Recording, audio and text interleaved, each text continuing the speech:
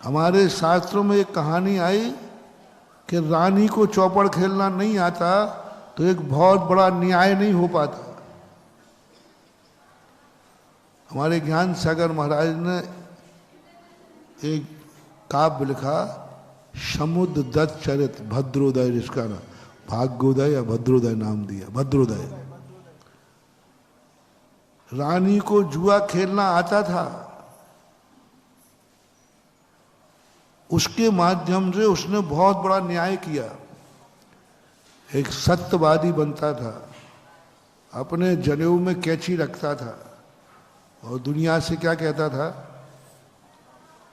मैं कभी झूठ नहीं बोलता हूं, जिस दिन झूठ बोल जाएगा उस दिन मैं कैंची से जीभ काट लूंगा। सब लोग विश्वास करते थे कि भाई इतना बड़ा धर्मात्मा है तो गलत क्या करेगा। एक दिन कोई व्यक्ति, उसका मित्र, उसके यहाँ कुछ रत्न रख गया और विदेश चला गया गिरवी पैसा से। लौट के आए तो उसने रत्न मांगे, उसने मना कर दिया, नहीं तुमने हमारे यहाँ रखे ही नहीं थे, पहले इतनी लिखा पढ़ी होती नहीं थी। विश्वास पे काम चलता था। पहले तो मूछ के बाल पे ही करोड़ों रुपया मिल जाते थे, अब तो पूरी मूछ रख दो। पहली बात तो मूछ है ही नहीं, और है भी तो व्यक्ति तो 100 रुपया में मूछ रख दे, को उठावे ही नहीं आवे। पहले एक बाल रख देते थे तो भी उठाते थे इज्जत के साथ। मना कर दिया लोगों ने, तो कोई गांव में विश्वास करने को तैयार नहीं है, कोई विश्वास करने को तैयार नहीं कि सत्य घोष भी ऐसी गलती। सबने उसी को कहा तो झूठ बोल रहा है। अब उसको तो लुट गया। वो एक ही बात लेकर के, राजा साहब मेरा न्याय करो, मेरे रत्न इसने हड़प लिए। रानी ने देखा कि ये बार बार एक ही बात कह रहा है, क्योंकि जो बार बार बयान बदलते हैं,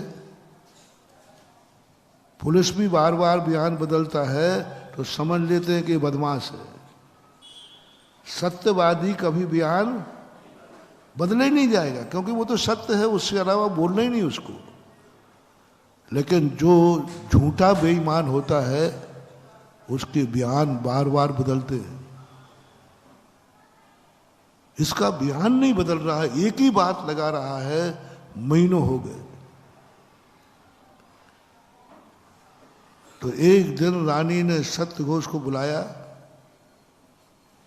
बोले सत्यघोष भी चौपड़ खेलना, जुआ खेलना जानता था, दाव लगाना।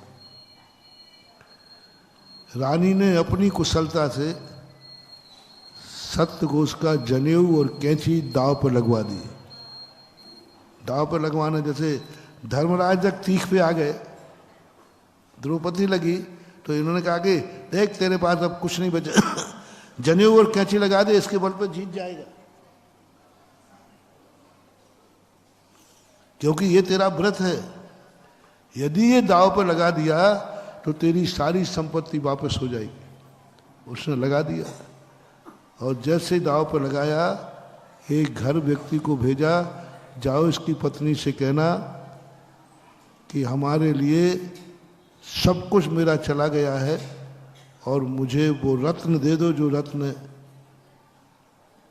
बोले कैसे जाना तो उसमें जा, देखो ये कैंची और ये जनेऊ दिया है उन्होंने साक्षी के लिए, अन्यथा वो आ नहीं सकते।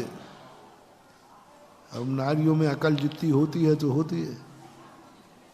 जनेऊ व कैंची देखकर उसने रत्न दे दिए सारे के सारे। पूरा ग्रंथ आप पढ़ लेना, हम तो भाव पक्ष ले रहे हैं।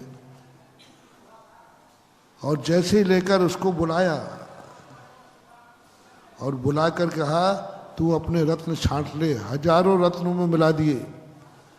उसके 5 रत्न थे, उससे भी कीमती रत्न मिलाए रानी साहब ने कि तेरे जो रत्न हो इतने उठा ले, जितने हो उतने उठा ले। लेकिन वो ईमानदार था, उसने महंगे रत्न भी नहीं उठाए, जो उसके ओरिजिनल 5 थे वो रत्न उठा लिए। यहां हमें शिक्षा ये लेना है, यदि रानी जुआ खेलना नहीं जानती